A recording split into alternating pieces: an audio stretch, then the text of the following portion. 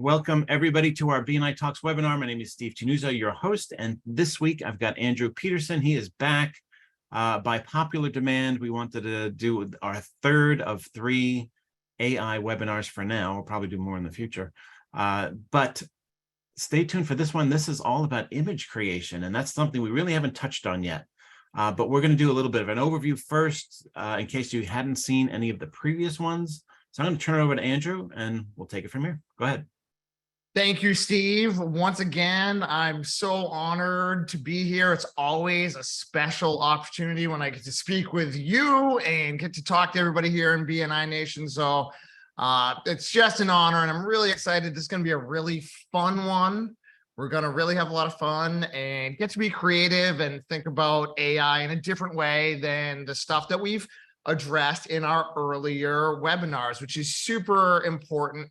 So this webinar is going to start sort of with the idea that you've either had some exposure to some AI tools, or maybe you've watched the earlier webinars. If you haven't, please go back and check that out. But this is AI beyond ChatGPT.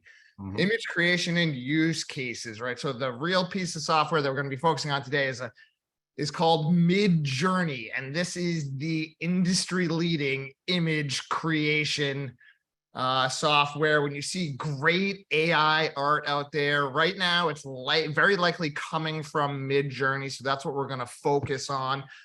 Here's just a little bit about me, and I always love connecting with everybody from BNI Nation. So my company is Wicked Modern Websites. We are a marketing agency. We're super powered, and you can check out our YouTube channel, connect with us on social media. Or you can, in the bottom right, we got a resource for you there. That's the AI playbook, and it includes all of our prompts that we use here in our agency. We talked about it a lot in the first one, and you're going to also have, there's new content about Midjourney, about image creation there. So you're going to see this again a little bit later, but definitely check those out, and I love to connect with you. So first, actually, Andrew, I'm going to stop you right there. I'm just going to jump in because I forgot to mention, if you have a question, make sure it goes into the Q&A section so that we don't lose it in the chat. And if you have any comments or stories to tell or anything, we may ask you to throw into the chat. Of course, that's what the chat's for. All right, go ahead. And like Steve was saying, a little bit of we're trying to get at the end here. So if you have great ideas for images that you want to see generated in our little Q&A session at the end of this, drop those in the Q&A section so we can find great ideas, and then maybe yours will be picked and we'll get to see how it happens live. But here we are. First things first, this is BNI Nation, and this is a tool, okay? Your marketing spheres aren't going away. You still want to book a one-to-one with your chapter. I'm always available one-on-one, but book a one-on-one with the marketing sphere in your chapter, your web designers, your copywriters like Steve, your graphic designers. These people aren't going away. They're highly valued members of BNI, of our community, of your network. So hopefully when you get some great ideas, you take this and you go and talk to your folks, right? They're only going to become more powerful. And I know there's a lot of apprehension and controversy over it, but Steve, I'm a web designer, Steve's a copywriter, and we are using these tools and embracing them and growing our business. Absolutely. And that's what I'm seeing in other members are talking to me about AI and how you're using it. And a lot of graphic designers I'm finding are starting to getting to understand how this image creation works and using it as just another service that they offer. It's a powerful tool for all the graphic designers, that's for sure. So that's why it's great to be here talking about it. And if you know anything about it, you probably realize AI is your competitive edge in the digital era. It's been going on for a while now. We were saying this in our first webinar. We'll be saying it for a while, is that AI is continuing to transform business through intelligent operations. When you use AI, you're streamlining the efficiency of your business. You are increasing the efficiency and you're generating more profits and revenue. So this is why we think it's a great tool. Okay. And I'll even go one step further, and I'll say that learning AI is the single most important skill every human being should be trying to learn today to 10x your productivity, right? And we see here the first AI generated image This is you growing your business and rising above using the productivity that you've gained from these tools. Isn't it fun? Pretty cool. Now, here's a quick reminder. These are the tools we've covered so far. If you have, and we're not going to spend a lot of time on this, but if you have no idea about these things, please go back, watch the webinar, check these out. You should know a little bit about ChatGPT. That's sort of the big boy that really kicked off the whole AI revolution. Lots of great stuff there. This is really one of the most popular tools. Other similar tools like Google's Bard, all of the companies are coming out with their own AI systems now so they can stay ahead. Check out Google's got there. Another one we like in the copywriting world is Jasper, that used to be Jarvis, because it really gives us lots of prompts and makes it easy and dummy proof for us to come up with great copy. So this is another great one to check out. If you're not familiar with those, please check them out. All right, so let's get right into some AI image creation. You're going to learn about me and what my favorite styles are here. But this is what I and Midjourney imagine that the audience looks like at home today. Huh. Boom. If you're a child of the 80s, if you're an 80s fan. Very pastel. Got a Miami Vice theme going on. Yeah, this is what we call vaporwave. Okay, that's a style of art that is based off the cinema, television, movies, cultures, video games of the 1980s. And I just love this aesthetic. And this is how I'm thinking about people at home. This what might be what like BNI universe is. Energy is shooting out in the background. We're here to do business for serious people, but we know how to have a good time. And I love just imagining us all together in a boardroom. The pandemic made it so we all have started to come together virtually much more comfortably. And this is just how my brain and AI view it. And you're going to be able to, once you watch this, you're going to be able to generate your own aesthetics, all of the stuff that you could want. Okay. So hey, before we get into that, can we do a poll? Let's do the poll. All right. I'm curious to see what people are using. So here's your poll. For those of you driving around or not able to see, it says, which AI apps have you used? ChatGPT, Bard, that's Google's. Jasper, Bing AI, Canva has an AI component as well. Midjourney is what we're talking about today. Something else, or are you new to AI? See how this goes. I predict ChatGPT is very popular. And I like that we put Canva in there because really the development of almost all software now is AI integration. I'm sure we're all familiar with Canva, or most of us are, and we see that happening more and more. It's funny, I was in WordPress the other day, and now there are some, like the Elementor editor has an AI component inside of it. I'm like, wow. Oh, yeah, absolutely. You can install ChatGPT or AI-powered browser add-ons, and you can have that. You don't even need to go to the ChatGPT website. Now it's going to be integrated in your browser. It's probably just going to pop right up. It just pops right up. There we go. There's your results. Wow. All right. Lots of ChatGPT, almost half of the people on the call. But at the same time, we have 41% saying, hey, I haven't even tried this yet. I'm brand new. So this is a great time for you to look at different options that you can try. And this is really just kind of fun to play around with if you haven't yet. So much, to kind of explore. The text-based stuff is great.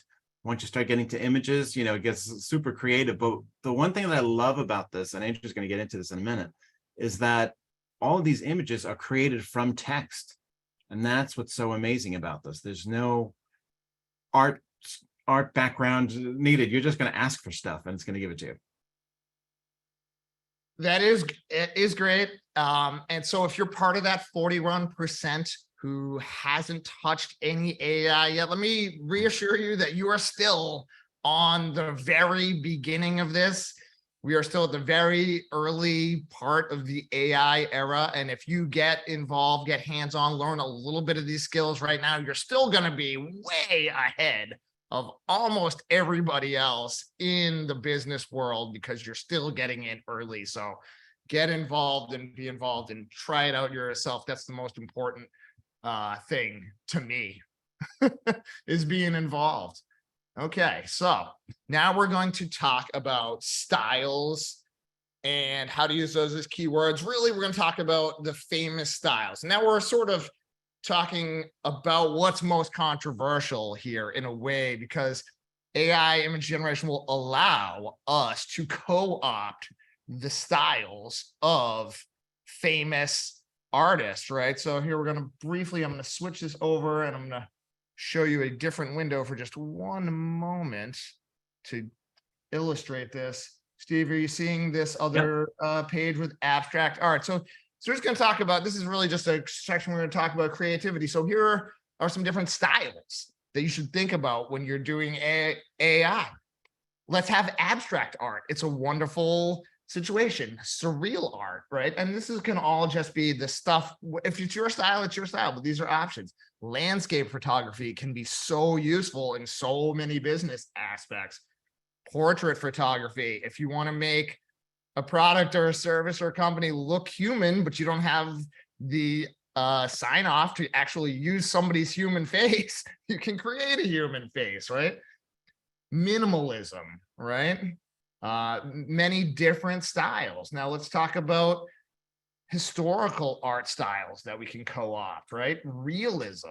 Okay, these are great art styles. And here's an example of keywords. Now, all of this stuff is going to be in my AI playbook. It's all written down on one sheet there. So we have created a nice resource, but I wanted to show you realism.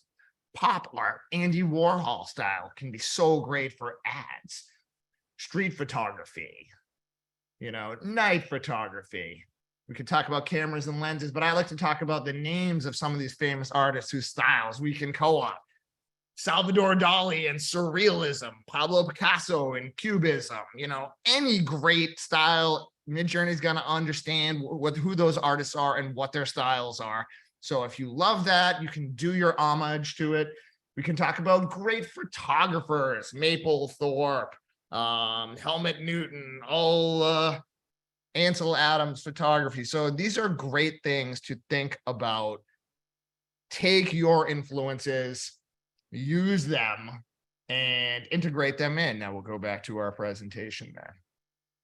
Exactly. And if you want to get a list of that stuff so you can quickly access it, hit the QR code right here. You're going to pop in your email and they're going to send you an email with the link to the AI playbook. And that's our agency's playbook of all the AI prompts that we use for various tasks, business related tasks, that you can then take that resource and start using those prompts in order to explore AI and start learning about it yourself. So Midjourney is what we're talking about here. And this is the most important prompt. This is the foundational prompt. This is everything. If you just learned this prompt and then started to give ideas here and text, you're going to get wonderful graphics without even thinking about any of this other stuff that we talk about, right? Create a prompt, type imagine, the box opens, put anything you want in there. Now, what Midjourney is going to do is going to give you 4 images based on the text prompt that you put in there. It's going to imagine it here, right? Now we've got a wolf playing a yellow Fender Telecaster in an office on the moon in a 1990s style in a point and click 16-bit video game adventure. Okay, so that's a lot. That's a complicated one. But really what we're talking about here is that we have 4 images are generated. You're going to see at the bottom, you have U1, 2, 3, 4 and V1, 2, 3, 4. So most importantly, U is for upscale. When you choose the one that you like, you're going to hit upscale that one, and then it's going to provide you with a high resolution image that you can then take and use. Upscale is crucial for when you find what you like. V stands for variation. Let's say you like one of these. You like number 1, you like 2, 3, or 4. It's close to what your ideal, what your idea would be. It's starting to be inspired, but you want more variations of it. So you click a variation of 1, 2, 3, or 4. They're going to give you more variations on that theme. And that's what's great. We can continue to generate more variations, right? Yeah, that's one of the things I like about it, is that you don't have to reprompt it at this point. They're just going to give you another variation. If you get an idea and you can take it from one image generation and do many different generations of that and go so far down on your own creative journey into a rabbit hole, and will be absolutely shocked and amazed at what you can create, right? I So mostly have pictures of my dog wearing scarves in various scenes around the world, but I'm still new to this as well. there's a lot of dog photos.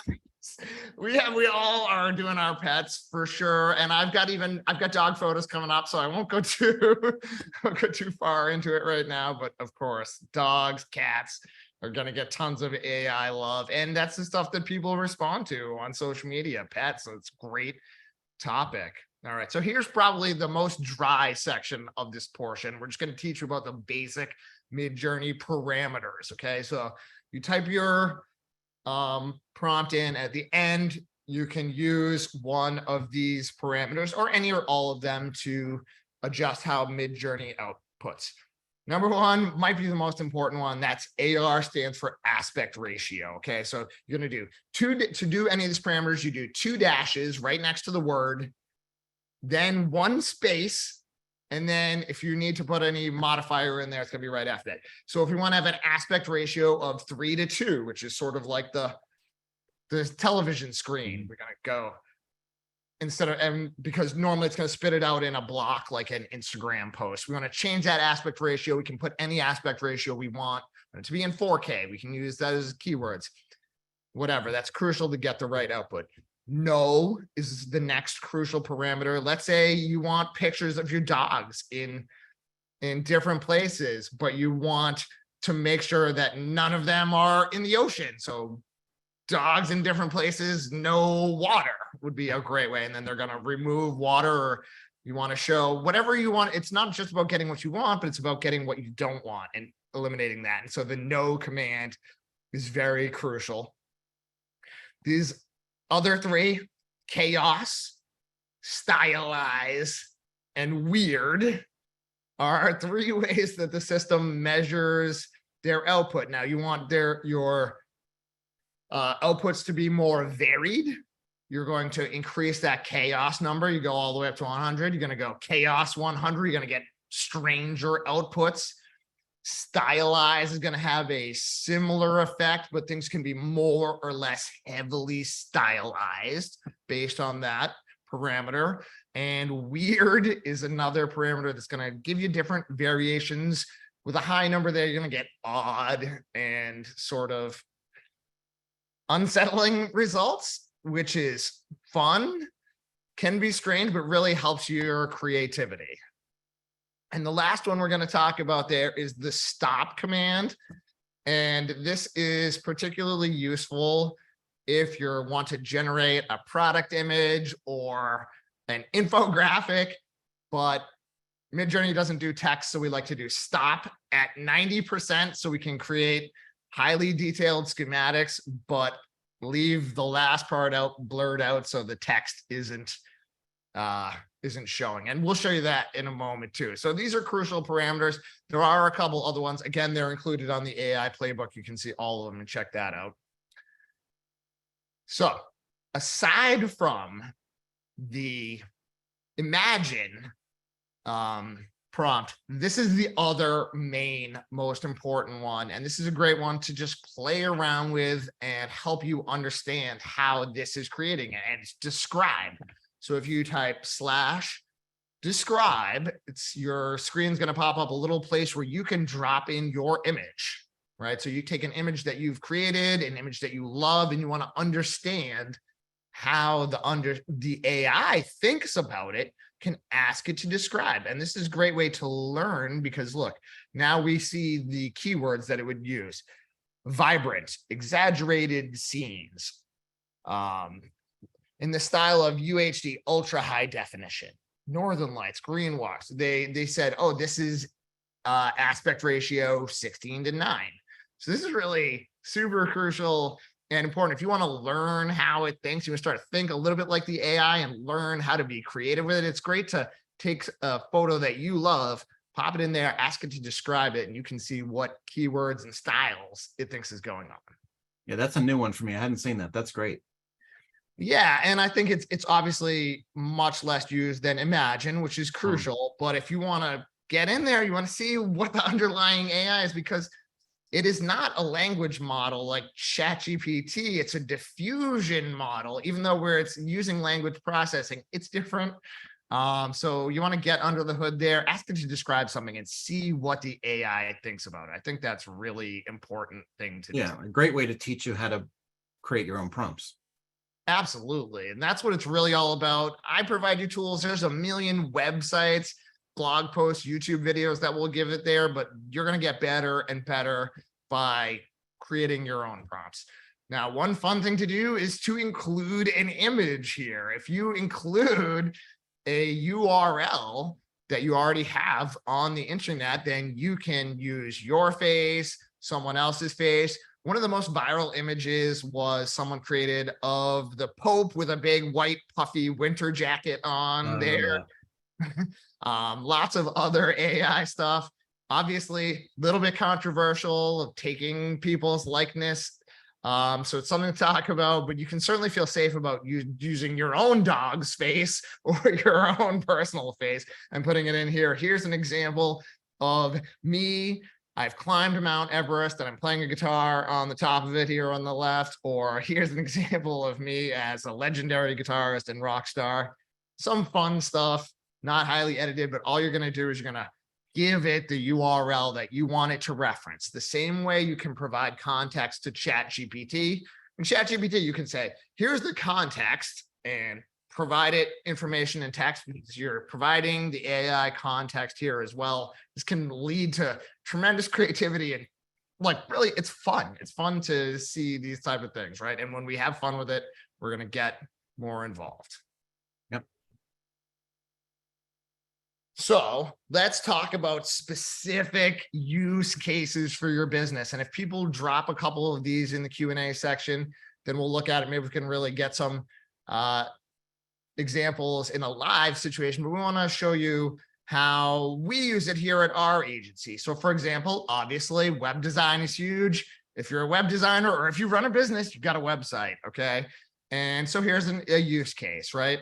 We did a site for an autism therapy center in Los Angeles recently, and the challenge was to humanize the faces of the children and the workers, but you can't get the therapists, the behaviorists, but you can't get sign-offs to use people's faces in that type of a situation. So here we say an adult autism behaviorist sitting on the floor doing ABA therapy with an autistic child approximately age 7. And this came from a discussion from the business owner. I'd love to have a photo where they're playing together on the floor and we're able to create exactly what was requested for the project. And here's the one we liked the most. And we've hit upscale. We hit the little 4 upscale button here. And here we go. We have a higher resolution quality of this image. And we've got a person playing on the floor, and it feels warm. It feels human. I really like the results output there. So this is a great example of how you can create a graphic for a website. Now, we talked earlier about how we can do stop at 90%. We can create product images and product diagrams. I think this is a really cool use case that I haven't seen too much of yet, but I loved it as soon as I started using it. And again, so you've seen a lot of my 80s and guitar stuff themed here. Well, if you create a diagrammatic drawing of an electric guitar, make it photorealistic and stop at 90, right? All of you run a business. Most of you have products. You can create extremely engaging product diagrams of your products. That's what we're all about. Or your services. If you tell it to create a diagrammatic drawing of your product or service, you're going to get a tremendous output. You'll be able to have more variations, change it. The business applications of this are just unlimited. Let's see. Now, blog posts, right? So highly likely that we are doing blog posts. in business. So here's a perfect example.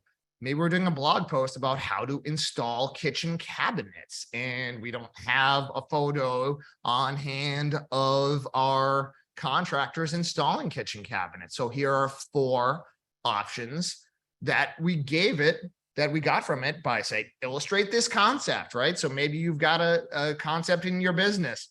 Tell it, illustrate this concept. I'm having a hard time. That's what memes are, right? That's why the meme economy is so large, because you can illustrate concepts with a picture much more effectively and directly than we can with tons of words. And so here's a close-up of that, right? So really, now we've got in here, we can see somebody installing kitchen cabinets, and it's perfect for use on a blog post. Here's another example. We do a moving company. If you say you own a moving company and you've got to advertise how you want to let people in. So here's an image, a mover from a moving company estimating the cost of moving someone's home, right? Now we're illustrating that image. That's the most important thing to this customer, this business, is that cost and getting people out there. And it's a great image.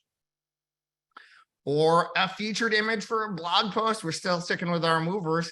What movers want you to know, making moving stress-free. So I love, we've got one with no person, one where they look not so stressed. It's stress-free. This guy is a medium level of stress. And this That's a lot of unpacking he's got to do. Me too. Nothing's more stressful. You think it's great, and until you've got to be sitting in all these boxes. That's why you hire moving companies, right? When you've done it without it, but we got a nice variation. You have great variation here, and we can choose whichever one we like. I wonder which one everybody likes. This is the one we liked the most because he seems enlightened. And here's an example of, we took that image and we used it in Canva. It probably looks like, I'm sure everyone here, many of us use Canva. There's a Canva image that we've created. So now we're combining. It's all about, none of these AI tools are worth too much if you're not putting them together. So if we're creating text with ChatGPT and then of course editing it and fact checking it, and then we're creating an image with Midjourney, we're putting it into Canva, we're using our tools to publish it on our software, our software tools to publish it on our social media, whatever it may be. It's about the combination of all these tools. And that's why this is a series and not just one, talk. So another one that's fun, if you haven't done it, is use the keyword anthropomorphic, right? So that is giving human qualities to non-human things. And you see so much great, obviously, so much great, interesting content out there. And this is something I think people's brains aren't really love to soak it up. So here's the dogs. We're talking about the dogs, right? Here we go. Anthropomorphic, French bulldogs as military generals. And here we've upped the weird level a little bit. It's not too weird, but what kind of dog do you have, Steve? He's a lab whippet mix. He's a lab whippet mix. Whippet, very athletic, but French bulldogs are the most popular dog in the United States. The most recent year. I bet I see people in the chat. Oh, I've got a French bulldog. I love it. So cute, right? So this is a great way, just like Steve was saying. This is almost like the first thing you want to do when you get on Midjourney is get your dog in there, get some great fun things. When you're having fun, you learn. Yeah, team lab out there. I see that. It's great and fun. And so I didn't totally show Steve this, and we'll keep it. We don't want to embarrass him too much, but since Steve is someone we all know, love, and respect. I knew you were skipping over something. Go ahead. We're going to have a little fun with Steve here, everyone. I hope you're ready to see our hero, Steve, in a couple different situations. So this is like, and you want to do it with yourself. Everyone's going to learn how to do it on their own when they log in, just exactly what you're going to do. So here's what we've done. We've taken Steve's handsome photo, his new LinkedIn photo, and this is the source image that we use. Let's see what great stuff. Now we've got great. Okay. Steve look at as the a hair. superhero with all of us. Look at that mane of hair I've got. Variations of Steve. But it's all realistic. That's all of us behind your adoring fan, Steve. Thank you for such a good way I like it. some younger versions of Steve, maybe more muscular. I always like to see what AI does with me too. Here's more of a straight business guru Steve look here. The crowd was adoring business owning fans with him. Sometimes it looks just like you, sometimes it looks like pretty varied, but Yeah, where'd the red hair come from? this is the variation. This is the randomness, the chaos. I think we're in the weird part at this point. But it's fun to see. Like, yeah, I agree. Those ones don't look. If I was going to do a one just for you, I'd pick one of the ones that look a little bit more like you. But it's fun to see, right? It's all okay. Now we got Steve as back to my '80s vaporwave aesthetic. Good versus evil in a vaporwave outrun '80s action hero. Steve, what do you like? Anything like me, by the way, but yeah, but it's funny though. It's highly stylized. It is for sure. I see a little bit of you in some of these, but pink shades are certainly going to throw the aesthetic off. Yep. And the hair too. Hey, you look good, Steve. And one last one, Steve, the business guru being elected president of the United States. Again, my '80s vaporwave dream. I like them. Many different, it's all about having fun. It really is about being creative and having fun here. And yeah, that's what we got for you here. So I'm super excited to ask questions. Steve, you are so much more handsome. I'm super fun to that was super fun. Thanks for your time. Let's open it up to questions, and we can, if we've got some good, we can see some image generation in real time and pull back the hood even a little bit more. All right, let's see what we've got here. Jonathan's asking, I hear a lot about legal challenges for AI generated content. How can we know we are safe to use AI in our business content?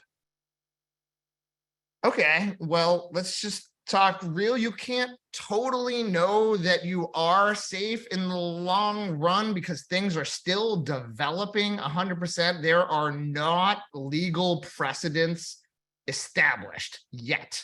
When I was talking earlier in this about how you're still on the cutting edge, the bleeding edge, they were like just emerging from the prehistoric ocean in a sense to the new age of AI. So I'm not a legal expert and I won't make any direct conversation or any direct statements on the legality of such thing, but I will tell you that the wheels of bureaucracy and government move slower than the wheels, the gears of technology and innovation. And there just aren't laws against it yet.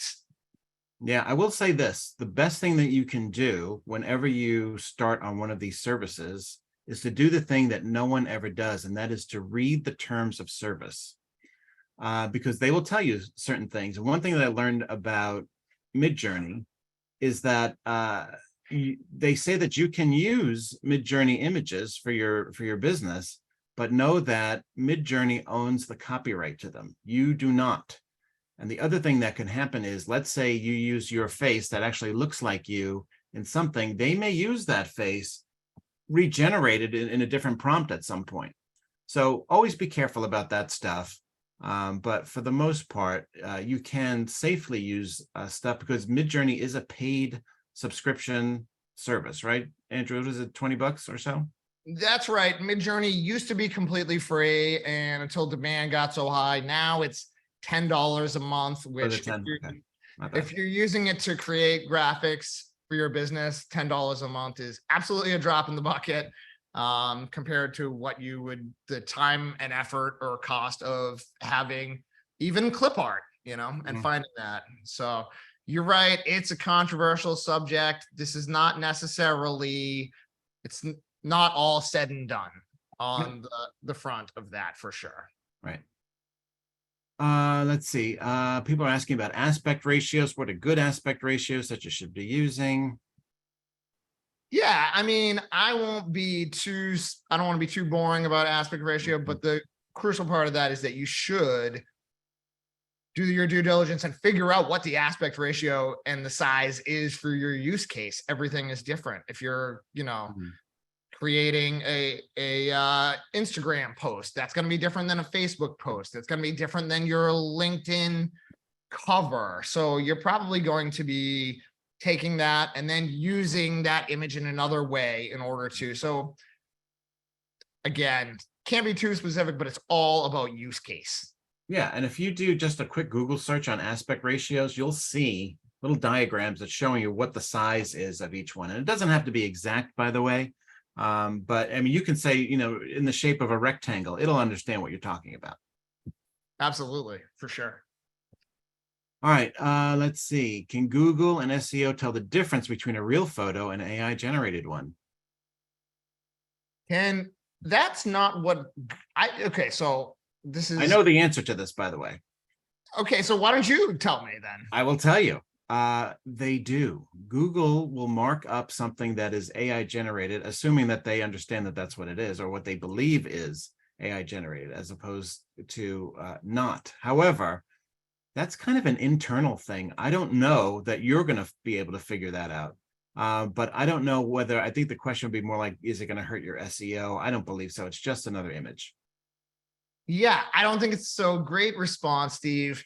The way Google handles their business is that all of their algorithm is kept undercover, and they don't tell us specifics unless they specifically address it in their blog, unless they specifically tell us, hey, this is an issue or that's an issue. I haven't seen any direct communication from Google, and I'm in the SEO industry. That's what we do every single day.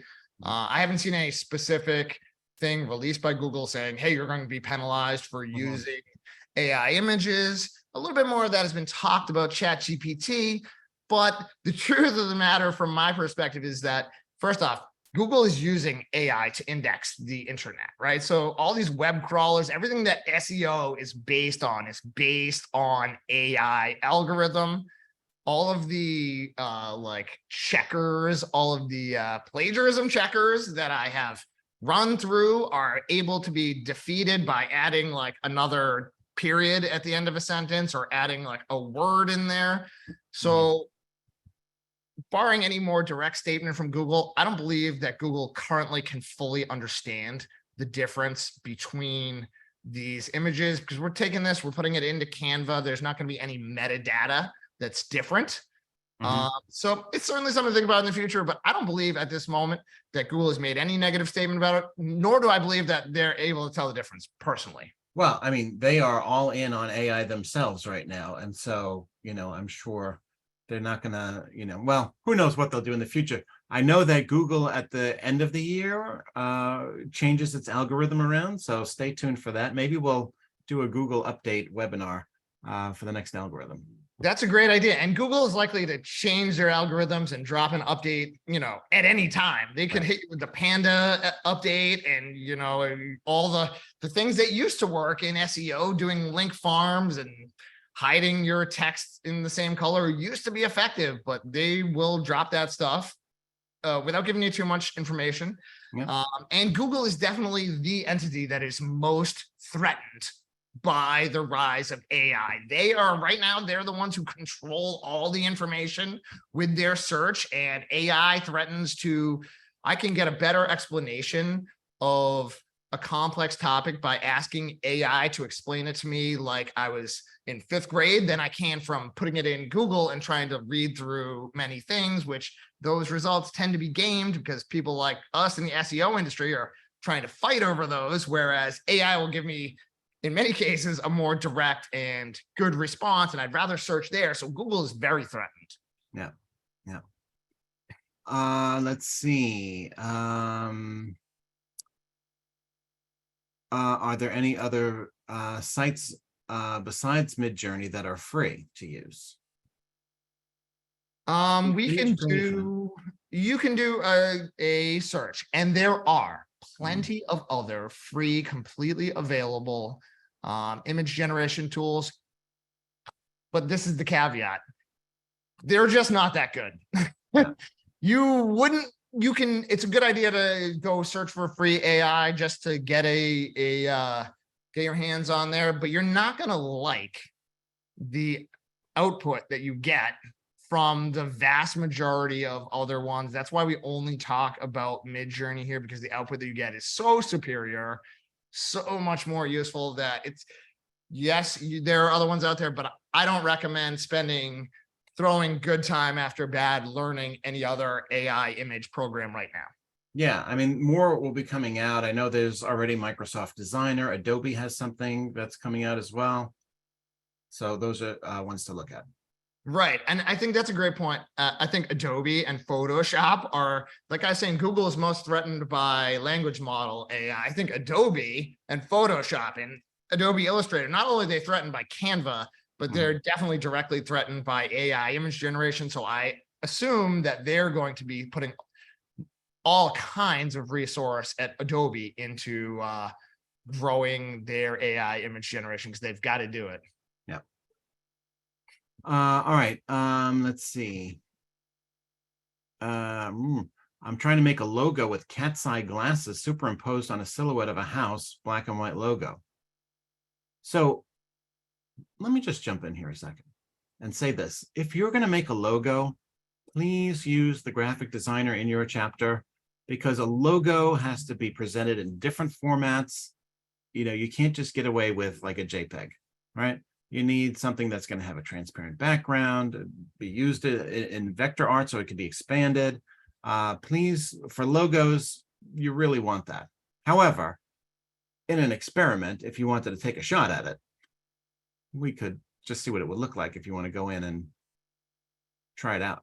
So we can use that, but I don't even think we should, because I'm with you 100%, Steve, here. I don't think this is a good use case for AI generated art.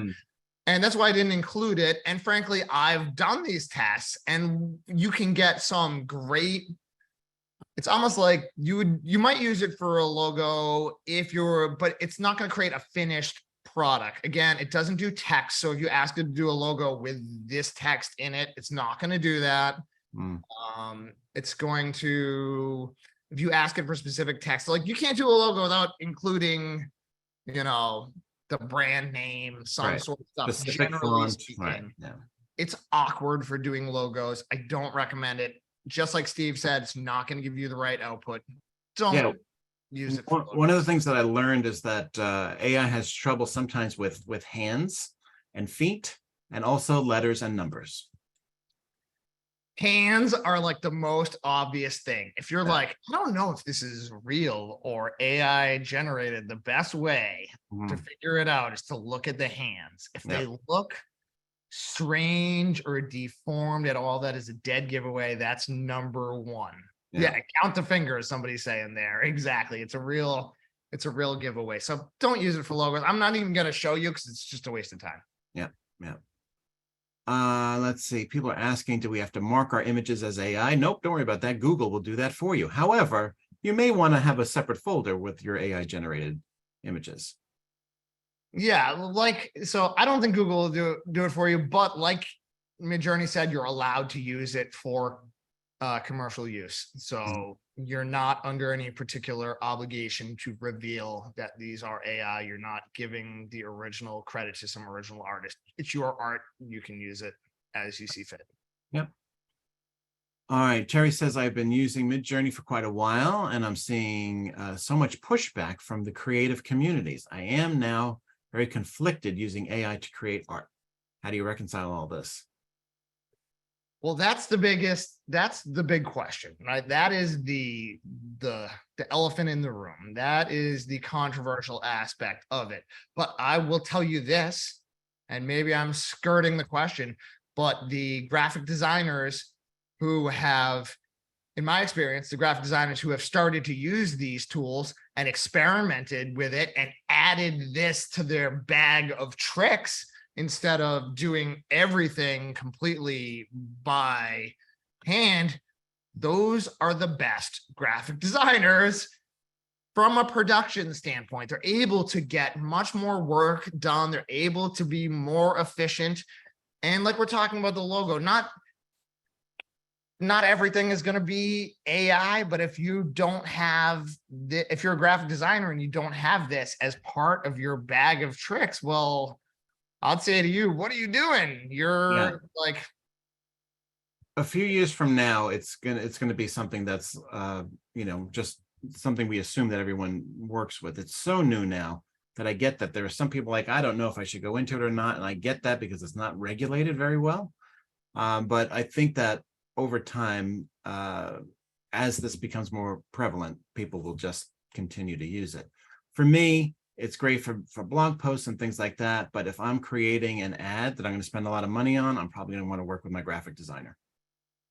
Yeah, absolutely. If you know in your heart, if you're the person who has graphic design sense, and that's why you become a graphic designer, so you still want to, utilize your graphic designers. It's obviously this is very controversial, and we're just trying to show you tools. These people are still important. Like, another controversial aspect of AI is music generation, right? Yeah.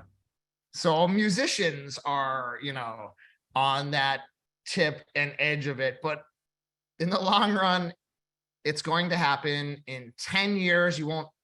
You'll be like, well, this is just how it is. I hate to be like, hey, this is how it is situation, but kind of is.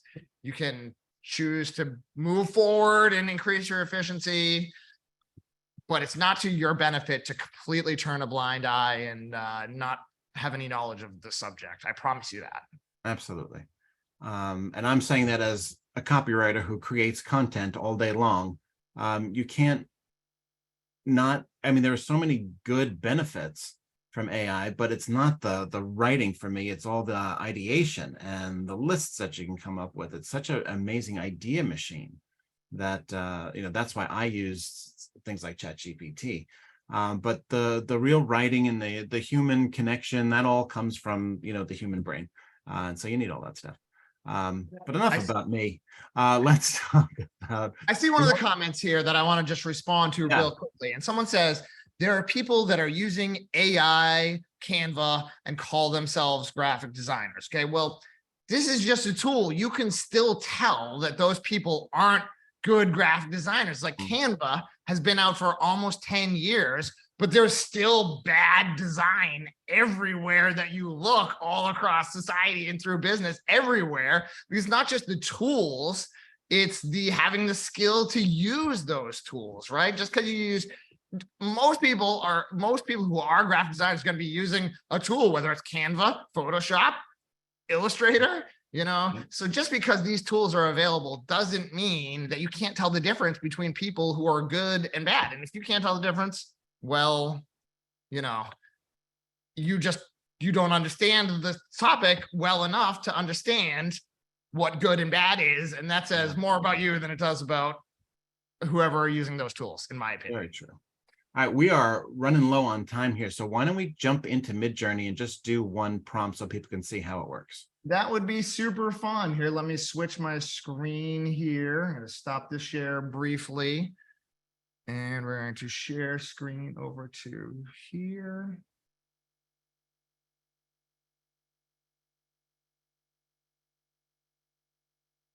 Yeah, I haven't. Last time I used Midjourney, it was free. I'm acting like it was like 10 years ago. It was like, 3 months ago. But I'm sure it has evolved and gotten even better over time.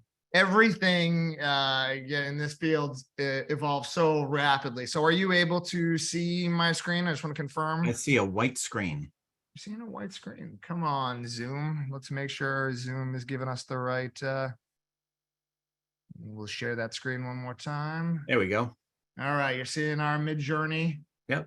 Fantastic. All right. So did you find in the Q&A a great idea for us to work with? I don't think I have one that anyone has actually put into the Q&A. So you're seeing here, the first thing is that imagine prompt. That's the most important thing. You're going to go dash imagine. And you're going to click on we have one. We have one. Okay, great. An adult keynote speaker standing on a conference stage at a clean energy conference. Blue tones, full engaged audience in the foreground, and the focus is on the speaker. Blue tones and focus is on the speaker. It's a clean energy conference, right? Yeah.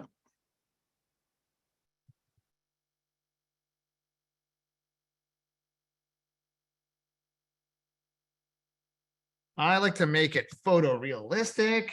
Yeah. And just for fun, we're going to give it a little bit of, we'll keep it photorealistic. We won't get too crazy on this one, but now we're going to see. So the image generation, diffusing model takes about 60 seconds. You can see here at the bottom, it's thinking. So that's and you can stop it. We're going to get, you can stop it in the middle if you like where it's at, but it's quite heavy processing. So I can understand why they want to charge you at least $9.99 a month, because they're doing a lot of computer processing here. Let's see, we've got something to do with football. Sports are great. Another great idea. I think we only have time for this one, but let's see what happens. Probably only have time for this one because it does Hey, take while we're waiting, join us next week. I've got Tina McNeil O'Brien. She's amazing. She's been on before, and we are talking about different ways to invite visitors using different methods like the grip method, regular invitations, all the different ways to invite to your chapter. So you won't want to miss that. So please join us then. Oh, what happened there? Got to regenerate. Gave us an error. Oh, lovely. It said server error. this is the fun of the live demo, right? It certainly is. We'll copy that back again here. Copy that out of the chat. Thank you for everyone for being here. And we would be on that last slide. Am I not getting the copy? Come on.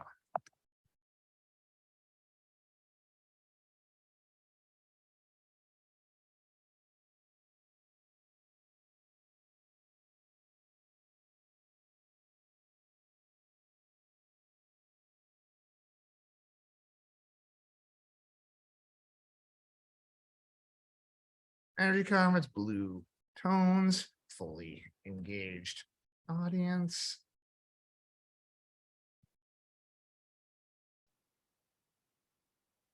Photorealistic. All right, let's go. Come on, Midjourney. Don't let us down now. All right, let's see. All right, now we're waiting to start. That should be good. Technology is letting us down again, Steve. That's all right. Here we go. There it is. Hey, we got stuff happening. Generation now. So it's going to be more than this. It's just starting, folks. There we go. All right, that's that diffusion model. And if you go into reading about it, it starts with little points and then generates them from there, which is it's even harder to comprehend, I think, than the straight language model. Mm-hmm. And here we go. We're at 80%, 93%. That is pretty cool, I have to say.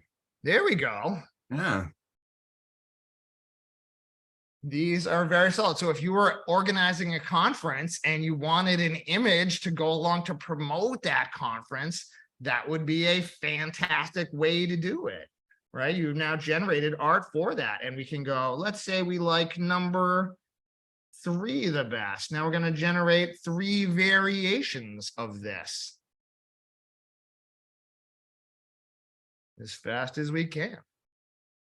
In our final 2 minutes, yeah. Absolutely. And here it comes. It's coming right up.